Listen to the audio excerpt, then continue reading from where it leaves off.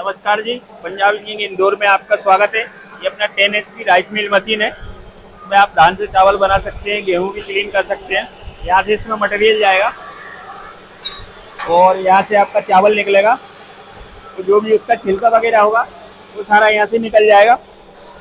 यहाँ पे इसकी मोटर लगेगी और बेल्ट लग के चालू हो जाएगी। ये मोटर की पुल्ली साथ में आएगी। एक जाली इसके अंदर लगी हुई है, एक जाली एक्स्ट्रा साथ में आएगी, एक जाली और एक्स्ट्रा पार्टी ने ली हुई है। इसके बेल्ट है, ये फासलर है।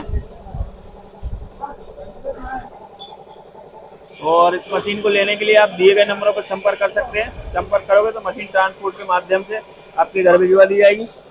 और भी हमारी कंपनी में कई प्रकार की ऑटोमेटिक मशीन है, जिसकी सारी जानकारी इस बुक के अंदर दी गई है। वह बुक प्राप्त करने के लिए आप दिए गए नंबरों पर संपर्क करके व्हाट्सएप पर कोरियर एड्रेस वगैरह भेजोगे तो वह बुक निःशुल्क डाक द्वारा आपके घर पहुंचा दी जाएगी।